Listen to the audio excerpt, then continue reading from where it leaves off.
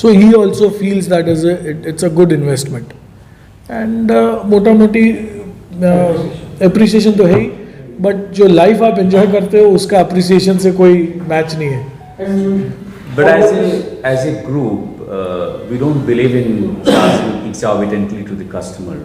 Our prices are lesser than our competitor. हाँ. Sir competition की बात करें, जैसे आपका कोई प्रोजेक्ट है, मेगा प्रोजेक्ट आ गया, इसमें छोटे बिल्डर्स होते हैं, वो सेम क्वालिटी कम जगह में दे देते हैं, तो उससे कोई आपका कोई इम्पैक्ट पड़ता है उसको? नहीं, मैं आपको जैसे बोला, इंडिया में ऐसा है today, if you look an Indian real estate market, there are more than 60,000 developers. ये एक ऐसी इंडस्ट्री होगी या ऐसा सेक्टर है जहाँ 60,000 प्लेयर्स हैं. आप एयरलाइन पकड़ लो, टॉप 14-15 होते हैं, टेलीकॉम पकड़ लो, आप मोबाइल पकड़ लो, तो ज़्यादा प्लेयर्स होते नहीं है. This is the only industry which has a more fragmented kind of. हाल ही में ऐसा ना कि एक प्रोजेक्ट में छोटा बिल्डर ऐसा ही ले लेता है, अलग अलग डिजाइन बन जाते हैं, तो आप में भी ऐसा है? नहीं, हमारा बड़ा टेम्पलेटेड है. In fact not only in this product, we have been doing it in such a way that we make a templated real estate product, जहाँ हमारा एक प्रोडक्ट साइज और स्पेक्स हम मोटा मोटी फिक्स कर लेते हैं, उसी को फिर स्केल करते हैं. That's our concept. We have been fairly able to achieve this in old projects and in the new projects which are coming up. But इससे क्या होता है, हमारा 2-3 एडवांटेज होता है.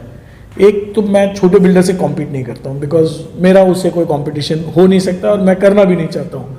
जैसे मैंने आपको बोला 60,000 डेवलपर है, ब्रांडेड प्लेयर्स 10-15 ही होंगे.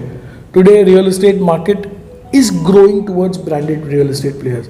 और आप हर कॉर्पोरेट्स देख लो, मतलब टाटा है, गोदरेज है, शाहपुर जी है, all corporate players are investing heavily, Birla है, in real estate business, because demand is for branded players. तो मैं छोटे से तो कॉम्पीट करता भी नहीं है और करना भी नहीं चाहता हूँ. हाँ, वो बहुत तरीके से अपने प्रोडक्ट को चेंज कर सकते हैं, मनूवर कर सकते हैं.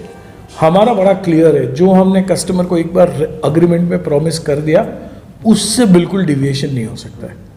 Because obviously RERA also attracts penalty, so we don't want to get into that tangle also of RERA. हम जो बोलते हैं उसी को डिलीवर करना is our overall working philosophy. RERA agreement, model RERA agreement होता है और उसमें जो क्लॉज आगे पीछे थोड़े बहुत चेंज होते हैं बस, but everything is drawn from model agreement, तो उसी का वर्जन होता है. बिल्डर में एक बात करना पूछना चाहता हूँ आपसे, एक एंड यूजर क्या प्रेफर करे, अंडर कंस्ट्रक्शन जो चल रहा है बिल्डिंग उसमें तुम करे कि जो बन चुका है उसको ले? क्योंकि बहुत सारे केसेस, ये ना बड़ा कैच-22 सिचुएशन है. मोहाली में बहुत सवाल है कि बहुत लोग ऐसे फंसे हुए हैं, एंड यूजर बहुत मेहनत से अपना कर चुके हैं. सेंटिमेंट के हिसाब से अगर आप मुझे पूछो, नॉर्थ इंडिया में आई शुड नॉट से this, but you should only prefer if ready आपके सामने प्रॉपर्टी पड़ी है तो रेडी टू मूव इन. हाँ, अगर अंडर कंस्ट्रक्शन अच्छे प्लेयर्स हैं जिनकी ट्रैक रिकॉर्ड है कि वो डिलीवर करते हैं और कर रहे हैं, आपको कंस्ट्रक्शन विजिबल होगा उसका, आपको दिखेगा कि आप जाओगे तो उसकी सेल्स ऑफिस में 10-15 लोग बैठे होंगे, सेल्स टीम होगी, उसकी CRM टीम होगी, कंस्ट्रक्शन बनते हुए दिख रहा होगा. अगर ब्रांडेड प्लेयर्स हैं, मैं अकेला मेरी बात नहीं कर रहा हूँ, बहुत सारे मोहाली में भी अच्छे लोग हैं. तो अब मेरे बाजू में ही है, horizon is also very good developer.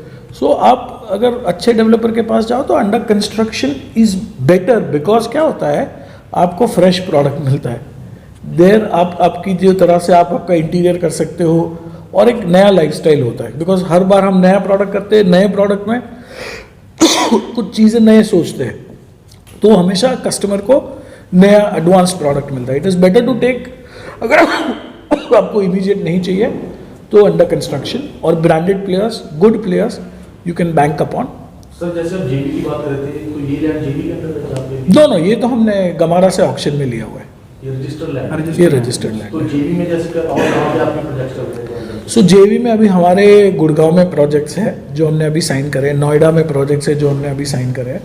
So all that this financial year we have started doing JV model. तो गुड़गांव एंड नोएडा में हमने करे. हम मोहाली में इनफैक्ट आज ही मैं देख रहा था कपल ऑफ लैंड पार्सल्स, तो मतलब I went to Mullanpur also to get some land parcels. So we have been searching in Mohali also to do some JV deals. So JV में क्या होता है कि जैसे मैंने आपको बोला, हमारा ब्रांड स्ट्रांग है तो हम उसको लिवरेज कर पाते हैं. Do you have underwriting with couple of dealers or something like that? Sorry. Do you have underwriting with couple of dealers in Mohali? Yeah, direct sale. हमारा जो डायरेक्ट का परसेंटेज होगा वो 15 से 20% होगा और बाकी 80% चैनल पार्टनर से होता है और उसमें भी मेरे ख्याल से वेरिड चैनल पार्टनर है, मतलब एक या दो नहीं है हमारे पास, कम से कम मोर देन 60-70 जो चैनल पार्टनर्स काम जो करते हैं। डायरेक्टली इन्वॉल्व है ना। तो सर इस बिल्डिंग की लाइफ कितनी है, इसकी मेंटेनेंस ऑल थ्रू आपके पास ही रहती है कि कोई सोसाइटी बना के हैंड ओवर करती है? सोसाइटी बना के हैंड ओवर कर देते हैं। एज पर रेरा मेरी स्ट्रक्चरल लाइबिलिटी है वो 5 साल की है। आपके पास 5 साल। फिर उसके 5 साल के बाद वो उसके बाद- दिक्कत, क्योंकि मतलब there have been number of societies, See, there have been number of societies, उसमें हाँ। I would say political intervention शुरू होती है, मतलब जगह। So if you see the building life cycle, the most important thing is structural. Structurally, it should sustain. So the way it is designed, it can sustain good 80 years, the whole building. Of course, over a period of time, we all know we maintain ourselves. So similarly, building require maintenance. Like you do every 5-year maintenance, as he rightly said that as per regulation, developer is not supposed to maintain this building. You have to hand over to the elected association. So once it is elected, we also give SOP, standard operating procedures and the processes, how do you need to maintain the building. So every 5 years, if require maintenance, you should follow that practice. If you maintain it, it can last long for good 70 to 80 years. And we have Yeah. seen the building is sir एक आपकी sustaining. जैसे आप कह रहे हो कि 5 साल बाद आप सोसाइटी में हैंड ओवर करते हो, तो क्या जब आप सेल्स करते हैं आपकी सेल्स टीम IFMS चार्जेस लेती है? हाँ ले लेते हैं। तो सर वो फिर आप क्यों ले रहे हो? वो पोजीशन पे, बट आप एक्चुअल पोजीशन पे देते हो। वो तो वन टाइम ले रहे हो तो और क्यों चलेगा जब तक कोई फ्लैट ऑन ना ले? So नहीं, IFMS हम पोजीशन पे लेते हैं ना चार्जेस। Position Yeah, yeah. तो आपकी यूनिट में तो 5 साल में खत्म हो। नहीं नहीं, मैं ये आपको क्लियर कर देता हूँ। 5 साल is my RERA obligation, but मुझे 6 महीने में ऑफिशियली रेरा के हिसाब से सोसाइटी बना के हैंड ओवर कर देना होता है। तो 6 महीने के बाद जैसे ही मेरी IFMS जो होगा हाँ, वो सोसाइटी को ट्रांसफर हो जाता है। सो देन सोसाइटी उसी फंड में से मैनेज करती है। So the concept is like overseas they take sinking fund. So it's a concept of sinking fund. That fund is there within society for extreme condition in case you have a problem in the building to maintain it. That's the whole objective. Nothing else. It has nothing to do with the developer. देखो brand of hero, जब customer आपके पास आ रहा है तो आपने तो construction की बात की अभी, तो होता क्या कि ये देखा गया है वहाँ पे कस्टमर को बोल देगा कि दिसंबर में उसका फ्लैट मिल जाएगा, मिलता है कि जून में 6 महीने वो अपना सामान क्या करके कभी इधर को दौड़ दौड़ी चलती है। तो being a brand of hero, क्या कस्टमर ये मान के चलेगा कि उसको दिसंबर कहा तो दिसंबर में मिल जाएगा? टाइम लिमिटेड हो। देखो ऐसा है, रियल एस्टेट का प्रोडक्ट जो है ये बहुत वेरिएबिलिटीज से गुजरता है। जैसे अभी पैंडमिक हो गया, पैंडमिक में 2 साल कंस्ट्रक्शन बंद रहा, 2 साल इफेक्टिवली बंद रहा, या ज़्यादा से ज़्यादा 1.5 साल इफेक्टिवली कंस्ट्रक्शन बंद रहा, बट रेरा ने तो 6 महीने का ही एक्सटेंशन दिया था, बट इफेक्टिवली 1 साल का तो बिल्डर को लेना पड़ा। और फिर ही के नॉट से टू द कस्टमर कि मैं आपको 1 साल डिले करूँगा, क्योंकि एज पर एग्रीमेंट 1 साल के लिए मुझे इंटरेस्ट देना पड़ता है। सो क्या है, being hero, that is the biggest advantage of mine कि आपको डिलीवरी टाइम पे मिलती है। अब जैसे 6-8 महीना क्या है, नॉर्मल सिनेरियोज है। अभी एक गुड़गांव में एक एग्जांपल देता हूँ आपको, ग्रैप की आई थी because of corona and all, तो ग्रैप के कारण कंस्ट्रक्शन बंद कर दी थी।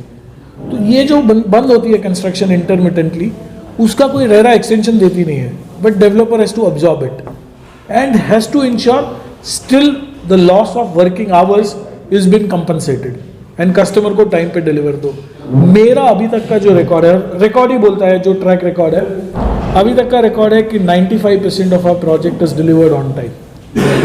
सो that is our track record and we will intend to do it as far as possible. Yeah, we have a very robust mitigation method. So in case if there is a delay, so we try to do a recovery programs, mitigation plans, so that you can still aim to deliver product right in time. So we're very conscious about all this. Basically customer ये मान के चलता है कि बहुत बड़ा brand है, brand इसलिए है कि उसको टाइम भी दे देगा। Correct. डीलर है वो उसको कभी भी यहाँ खिलाएगा, वहाँ खिलाएगा। Correct. तो बहुत दिक्कत आती है। तो ब्रांड के पास आप इसलिए रहा है कि मुझे टाइमली सब कुछ मिले। Correct. This is the very first basic important things in real estate कि प्रोडक्ट डिलीवर टाइम पे होगा कि नहीं. अगर वो कॉन्फिडेंस है then that's a good developer. और ब्रांडेड में क्या है, एक तो बहुत बड़े ब्रांड का बैकिंग होता है, they will not default. Bank से इजीली लोन मिल जाती है कि उसका सेल्स नहीं भी चला so still he is able to construct. और रेरा कॉन्शियस होते हैं. नाम जो होता है 40 साल से कमाया हुआ है उसको वो कभी भी इंश्योर नहीं करेगा कि उस पर कोई दाग लगे या प्रॉब्लम हो. सर काफी बड़े बिल्डर्स भी सेल बेस्ड प्लान चलाते हैं कि सेल होगी तो मैं कंस्ट्रक्शन करता रहूंगा, अपनी जेब से नहीं लगाते. तो हीरो में कुछ ऐसा है? नहीं, हमें जो टाइम पे देना है that is our priority irrespective of sales velocity. Construction हमारी बहुत स्पीड से चल रही है. हमारा लुधियाना का एक एग्जांपल है. डिपेंड नहीं हो सेल्स. नहीं, लुधियाना का एग्जांपल है. वो मार्केट ऐसा है जहाँ थोड़ा प्लस ए प्लस बी भी चलता है और we as a brand do not do anything. So हमने हमारी सेल्स वेलोसिटी कम थी बट स्टिल हमारी construction on time, delivered on time and people staying it. So that is our philosophy.